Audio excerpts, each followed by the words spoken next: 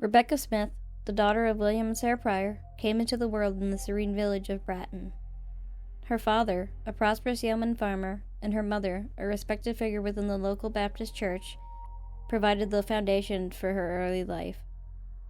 Tragedy struck the family when her father passed away in 1830, leaving behind a deep void. In the spring of 1831, she married Philip Smith, an agricultural laborer who, unfortunately, was known for his struggles with alcohol. Their first child, Jane, graced their lives the following year. But regrettably, their joy was tempered by heartache as 10 more children were born but could not withstand the trials of infancy, passing away within a few short months of their arrival.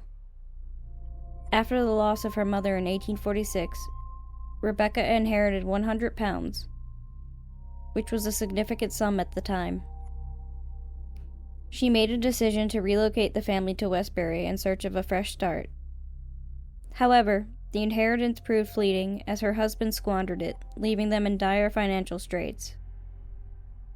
Rebecca was compelled to seek seasonal work as a crop picker and vegetable grower, a demanding and strenuous occupation that, unfortunately, kept them locked in a cycle of visible poverty and declining health.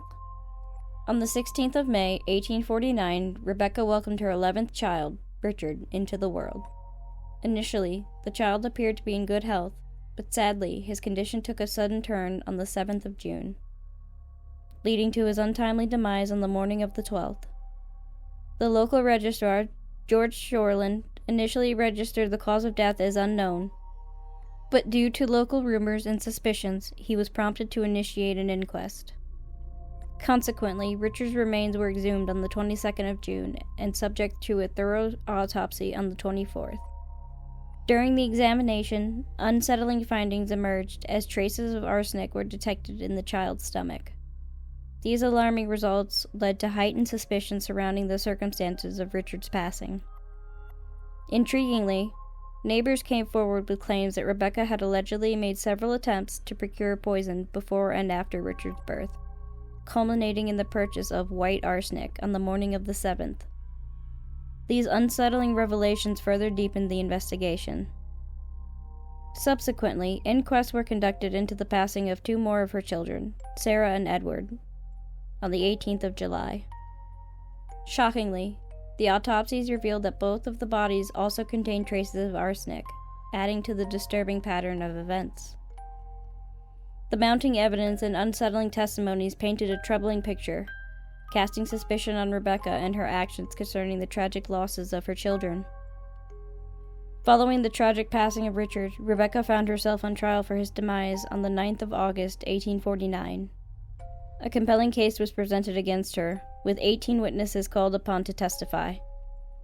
Many of these witnesses recounted her attempts to acquire poison and the false statements that she had made regarding her son's health. The trial proved swift, as the jury took merely 30 minutes to reach a verdict of guilty. However, they also made a recommendation for mercy, appealing for leniency in her sentencing. Regrettably, the judge disregarded this plea and sentenced her to hang. Just a week after the trial, Rebecca made a confession to the prison chaplain, wherein she admitted to using rat poison to end the lives of 7 of her other children. Among her 11 offspring, only the firstborn survived into adulthood. 2 children passed away due to natural causes, while the other 8 fell prey to her deadly actions. On the 23rd of August, Rebecca faced a public hanging despite 2 petitions for mercy that had been forwarded to the Home Secretary. Surprisingly, the press and general public widely supported her execution, even though infanticide was generally considered less heinous than regular murder and typically did not warrant capital punishment. However, certain factors in Rebecca's case were considered atypical and worked against her. The premeditated nature of her crimes and the apparent cruelty involved in poisoning, which was deemed more vicious than common methods like drowning or smothering, weighed heavily in the decision-making process. Additionally, as an older married woman, she garnered less sympathy compared to younger unwed mothers who committed infanticide to avoid social stigma. Rebecca Smith was hanged on August 23, 1849, and was the last woman in Britain to hang for infanticide.